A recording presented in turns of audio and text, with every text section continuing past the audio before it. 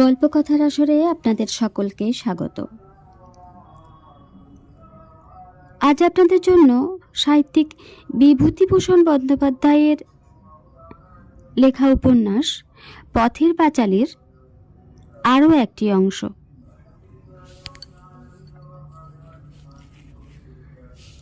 ভুবন মুখুজ্জের বাড়ি রানুর দিদির বিবাহ শেষ হইয়া গিয়াছে বটে, কিন্তু এখনো কুটুম্ব কুটুম্বিনীরা সকলে যান নাই। ছেলে মেয়েও অনেক। একটি ছোট্ট মেয়ের সঙ্গে দুর্গার বেশ আলাপ হইয়াছে। তাহার নাম টুনি। তাহার বাপও আসিয়াছিলেন। আজ দুপুরের পর স্ত্রী ও কন্যাকে কিছুদিনের জন্য এখানে রাখিয়া কর্মস্থানে গিয়াছেন। ঘণ্টাখানেক পরে সেজ ঠাকরুন ঘরে কি কাজ করিতেছিলেন। টুনির মায়ের গলা তাহার কানে গেল। সেজ ঠাকরুন দালানে আসিয়া বলিলেন, কি রে হাসি, কি? টুনির মা উত্তেজিতভাবে ও ব্যস্তভাবে বিছানা পত্র বালিশের তলা হাতড়াইতেছে, উকি মারিতেছে, তোষক উল্টাইয়া ফেলিয়াছে। বলিল, এই একটু আগে আমার এই সিঁদুরের কৌটোটা এই বিছানার পাশে এইখানটায় রেখেছি। খোকা দোলায় চেঁচিয়ে উঠল, উনি বাড়ি থেকে এলেন, আর তুলতে মনে নেই। কোথায় যে গেল তো পাচ্ছি নে। সেজ ঠাকুর বলিলেন, ও মা, সে কি, হাতে করে নিয়ে যাসনি তো? না দিদিমা, এইখানেই রেখে গেলুম, বেশ মনে আছে, ঠিক এইখানে। সকলে মিলিয়া খানিকক্ষণ চারিদিকে খোঁজাখুঁজি করা হইল। কৌটার সন্ধান নাই। সেজ ঠাকুরুন জিজ্ঞাসা করিয়া জানিলেন, দালানে প্রথমটাই এ বাড়ির ছেলেমেয়েরা ছিল। তারপর খাওয়ার ডাক পড়িলে ছেলেমেয়েরা সব খাবার খাইতে যায়। তখন বাইরের লোকের মধ্যে ছিল দুর্গা। সেজ ঠাকুরুনের ছোট মেয়ে টেপি চুপি চুপি বলিল, আমরা যেই খাবার খেতে গেলাম, দুর্গাদি তখন দেখি যে খিড়কির দৌড় দিয়ে বেরিয়ে যাচ্ছে, এইমাত্র আবার এসেছে। সেজ ঠাকুরুন চুপি চুপি কি পরামর্শ করিলেন। পরে রুক্ষস্বরে দুর্গাকে বললেন, কৌটোটা দিয়ে দে দুর্গা, কোথায় রেখেছিস বল, বার কর এক্ষুনি বলছি। দুর্গার মুখ শুকাইয়া এতটুকু হইয়া গিয়াছিল। সেজ ঠাকুরুনের ভাবভঙ্গিতে তাহার জিভ যেন মুখের মধ্যে জড়াইয়া গেল। অস্পষ্টভাবে কি বলিল ভালো বোঝা গেল না। টুনির মা এতক্ষণ কোনো কথা বলে নাই। একজন ভদ্র ঘরের মেয়েকে সকলে মিলিয়া চোর বলিয়া ধরাতে সে একটু অবাক হইয়া গিয়াছিল। বিশেষত দুর্গাকে সে কয়েকদিন এখানে দেখিতেছে। দেখিতে বেশ চেহারা বলিয়া দুর্গাকে সে পছন্দ করে। সে চুরি করিবে, ইহা কি সম্ভব? সে বলিল, ও নেয়নি বোধহয় শেষদি, ও কেন? সেজ ঠাকুরুন বলিলেন, তুমি চুপ করে থাকো না, তুমি ওর কি জানো? নিয়েছে কি না নিয়েছে আমি জানি ভালো করে। একজন বলিলেন,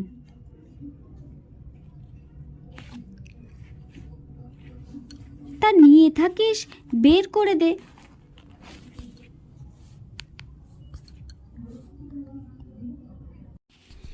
নয়তো কোথায় আছে বল, আপদ চুকে গেল।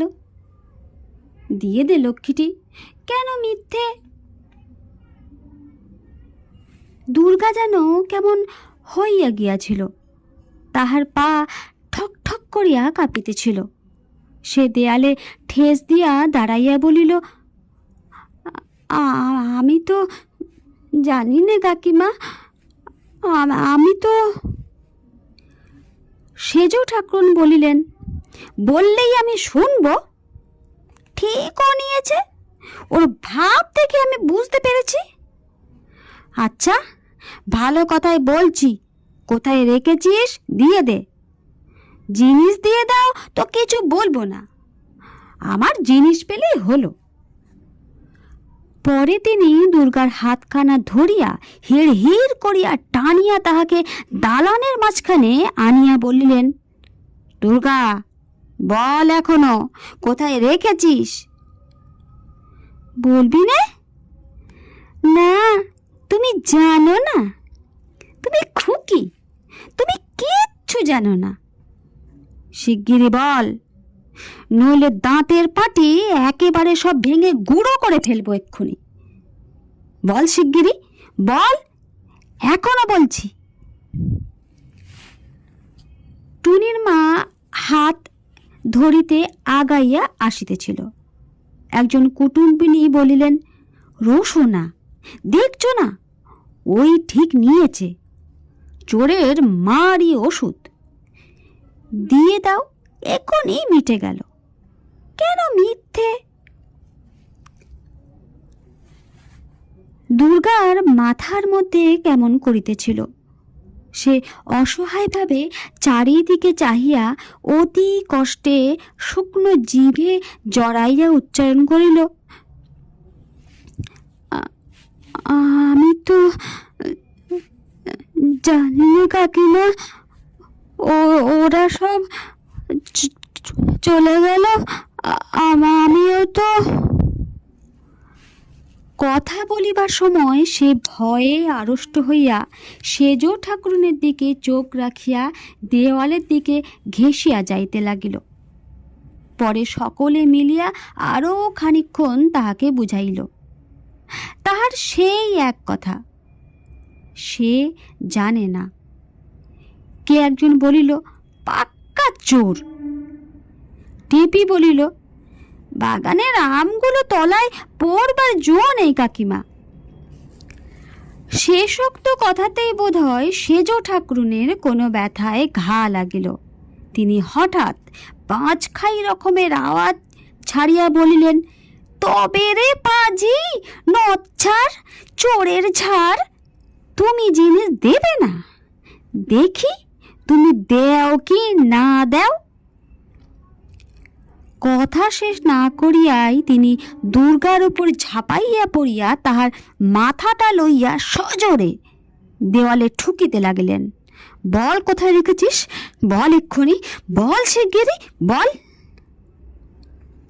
টুনির মা তাড়াতাড়ি ছুটিয়া আসিয়া সেজ ঠাকুরনের হাত ধরিয়া বলিলেন, করেন কি শেষদি? থাকে আমার কৌটো, ওরকম করে মারেন কেন? ছাড়ুন, থাক, হয়েছে, ছাড়ুন। ছি। টুনি মার দেখিয়া কাঁদিয়া উঠিল। পূর্বোক্ত কুটুম্বিনী বললেন, রক্ত পড়ছে যে। দুর্গার নাক দিয়া ঝরঝর করিয়া রক্ত পড়িতেছে, কেহ লক্ষ্য করে নাই। বুকের কাপড়ের খানিকটা রক্ত রাঙা হইয়া উঠিয়াছে। টুনির মা বললেন, শিগগির একটু জল নিয়ে ডেপি, রোয়াকের বালতিতে আছে দেখ। চেঁচামেচি ও হইচই শুনিয়া পাশের বাড়ির কামারদের ঝি বউরা ব্যাপারটা কি দেখিতে আসিল। রানুর মা এতক্ষণ ছিলেন না।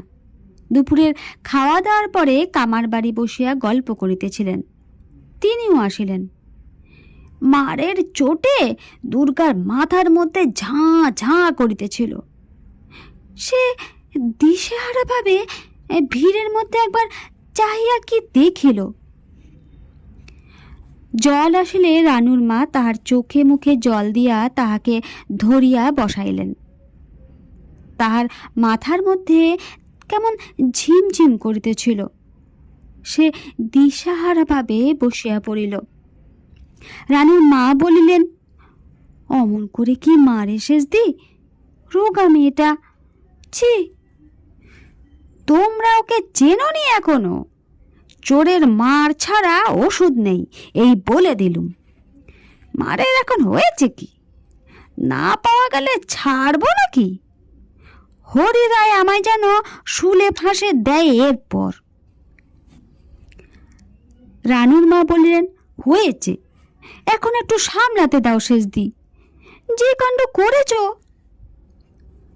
টুনির মা বলিল, ও মা, এত হবে জানলে কে কৌটোর কথা বলতো।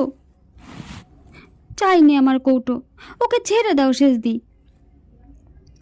সেজ ঠাকরুন এত সহজে ছাড়িতেন কিনা বলা যায় না, কিন্তু জনমত তাহার বিরুদ্ধে রায় দিতে লাগিল।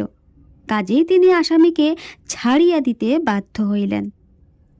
রানুর মা তাহাকে ধরিয়া ওদিকের দরজা খুলিয়া খিড়কির উঠানে বাহির করিয়া দিলেন।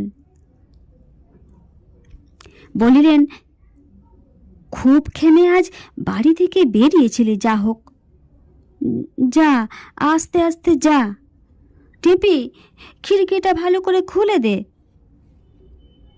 দুর্গা দিশেহারা ভাবে খিড়কি দিয়া বাহির হইয়া গেল।